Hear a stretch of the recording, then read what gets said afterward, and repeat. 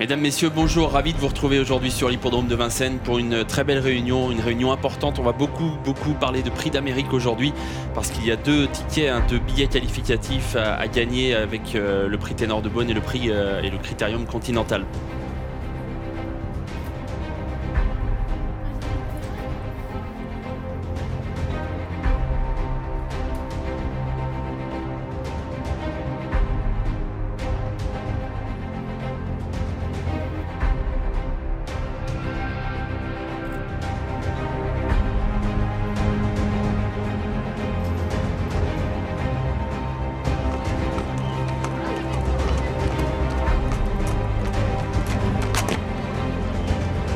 Gangster du Vallon maintenant qui semble prendre la mesure de Grâce de Fel. Gangster du Vallon qui est en tête maintenant à mi-ligne droite. Grâce de Fel qui se défend bien néanmoins à plusieurs longueurs maintenant de Guniladato qui va essayer de revenir. Mais Gangster du Vallon a pris une sérieuse option sur la victoire. Il va sans doute remporter ce prix de Vincennes. Il est toujours en tête à 100 mètres du poteau, même si Grâce de Fel lui offre une très belle résistance. Et c'est Gangster du Vallon qui va remporter ce groupe 1 réservé aux 3 ans. C'est gagné pour Gangster du Vallon. Damien Lecros, Benjamin Rochard, une jeune équipe qui triomphe ici dans ce groupe 1 qui a été préparé à la perfection par tout l'entourage du petit champion.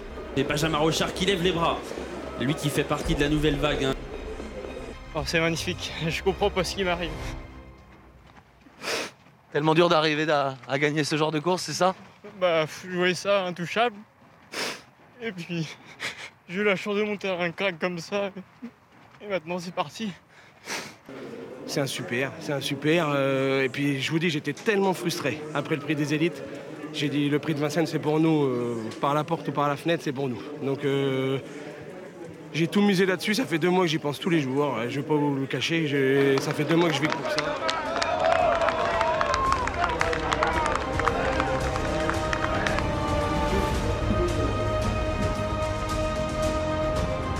Un prix Ténor de Beaune qui, vous le savez, donne un billet aux gagnants pour le prix d'Amérique. Excellent, par exemple, qui est l'un des chefs de file de cette génération qui va tenter de se qualifier, pourquoi pas, pour l'Amérique. Oh, il s'est bien calmé.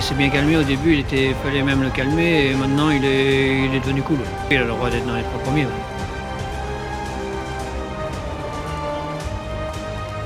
La piste est bonne.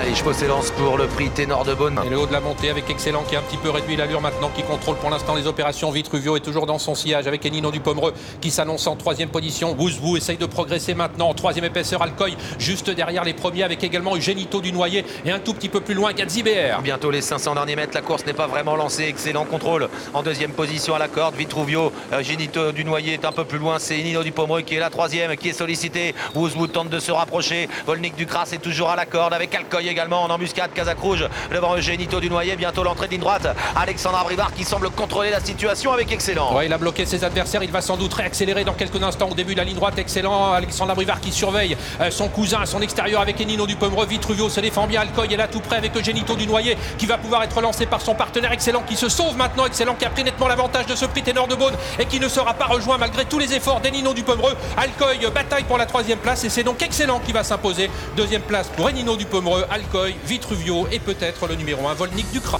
Bravo mon kiki. Ah, il ronfle hein, ton cheval. C'est le Ténor de Beaune là, dans lequel il vient de se balader, c'est magnifique. L'année dernière, gagnant du Ténor, il fait l'Amérique. Ouais, bah c'est super. C'est super, le cheval, à 2 ans, on pensait qu'on avait un crack. Après, on a été de déconvenu en déconvenu. Et puis, depuis 1 an, quand même, il y a 1 an, on a dit tiens, quand même, ça revient. Et puis là, il progresse encore parce que dans le critérium, on était 4, mais on a eu la bonne course et on était 4 à bloc. Et là, il gagne le Ténor contre les meilleurs 5 ans à la balade. Donc, le cheval, il change encore. Et en fin de compte, je pense qu'à 2 ans, il était bon, mais il fallait lui laisser le temps. Et je crois qu'il arrive seulement à maturité. Voilà, on l'a élevé. Il était baptisé par ma femme. Il porte bien son nom. C'est pas trompé, ouais. Non, c'est un super cheval qui est tout le temps en progrès. L'hiver dernier était en progrès et cette année il est encore meilleur que l'hiver dernier. C'est un grand cheval, un magnifique cheval qui manquait de force. Aujourd'hui, je pense qu'il est arrivé à maturité. Le billet pour l'Amérique, on le prend forcément, non? Bah ouais, parce qu'en marchant en 6 aujourd'hui sans déboucher les oreilles, je suis obligé d'y aller. Ouais. J'espère que vous êtes prêts, bien accroché à votre siège, Olivier. Il va y avoir du sport, j'ai l'impression, dans cette course. La voix. C'est vrai qu'on risque d'aller vraiment très très vite, puisqu'on a vu que la descente aujourd'hui avec le vent dans le dos est une portion extrêmement rapide. Donc Campo Baia, il est passé devant les tribunes à une très bonne vitesse, et puis là, dans la descente, il a commencé à ralentir. Vous avez vu cet athlète, physiquement, il est impressionnant. Il sort de l'ordinaire. Et s'il attendait aujourd'hui Festijn Bourbon?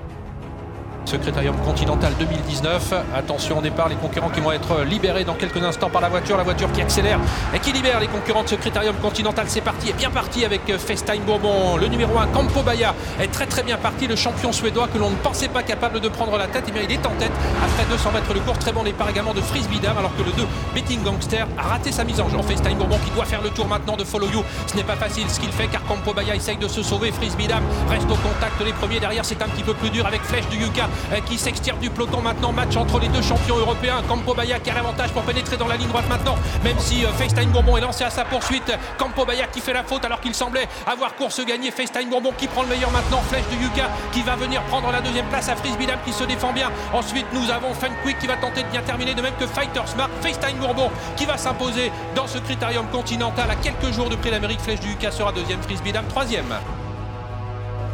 C'est gagné pour Festijn Bourbon à un mois du Prix d'Amérique. L'Amérique? On y va, c'est sûr. Maintenant, après, voilà. C'est un choix. On a vu qu'aujourd'hui, en courant caché, il n'est pas si mal que ça.